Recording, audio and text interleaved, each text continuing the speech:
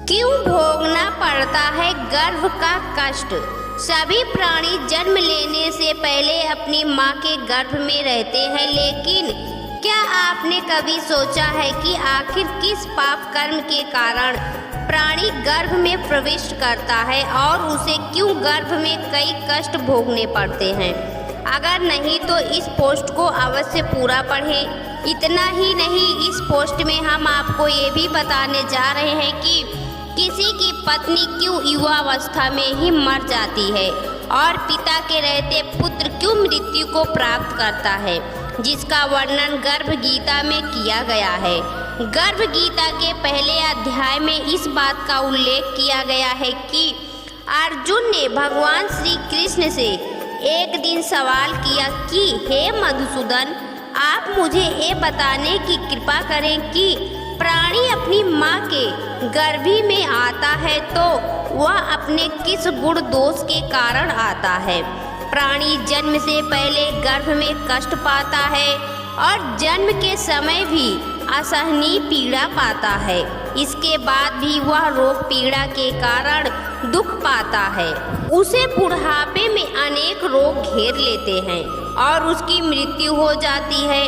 अतः हे भगवान, कृपा करके मुझे यह बताएं कि वह कौन से कार्य हैं जिनसे मनुष्य जन्म मृत्यु के दुखों से बच सकता है।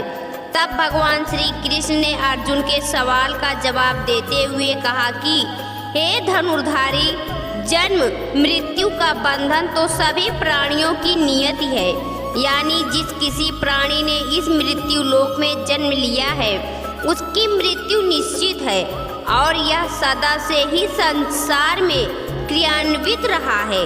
जो प्राणी संसार में नष्ट होने वाले पदार्थों से प्रेम करते हैं या जो प्राणी संसार की नाश्वर वस्तुओं की इच्छा रखते हैं या फिर जो प्राणी संसार की दौलत पाने की तो कामना करता है परंतु भगवान भक्ति से विमुख रहता है, इसलिए वह बार बार अनेक योनियों में पैदा होकर जीवन मरण और गर्भ के दुख भोगता है।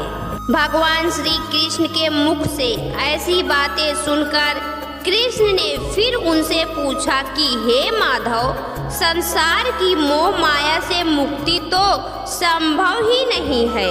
मन 5 विकारों के वश में है। वह 5 विकार काम, क्रोध, लोभ, मोह और अहंकार है। यह मन मस्त हाथी की तरह है। माया मन को हर लेती है। इन 5 विकारों में अहंकार सबसे प्रबल है। यह प्राणी को नरक में ले जाता है। हे जनार्दन, इस मद मस्त हाथी को कैसे वश में किया जाए, अर्थात मनुष्य को कौन से प्रयत्न करने चाहिए जिनसे मन को शक्ति में लाया जा सके?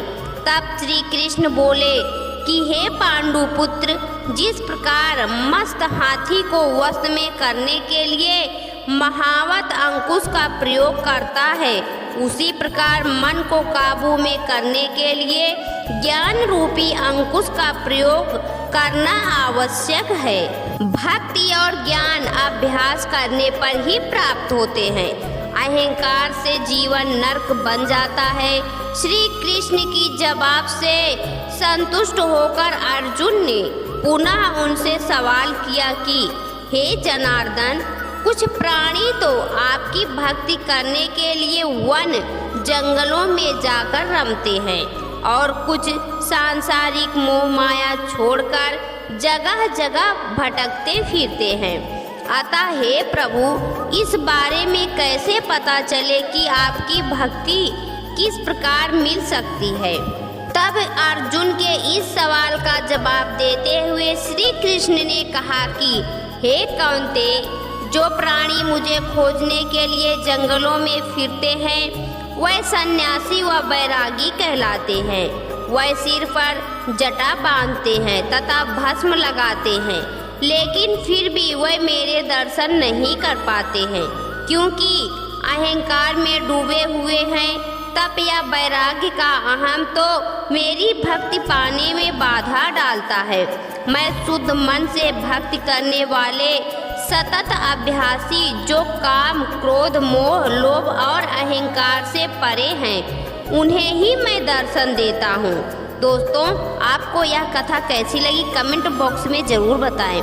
वीडियो को लाइक करें, शेयर करें और हमारे चैनल को सब्सक्राइब करना ना भूलें। वीडियो देखने के लिए आपका बहुत बहुत धन्यवाद।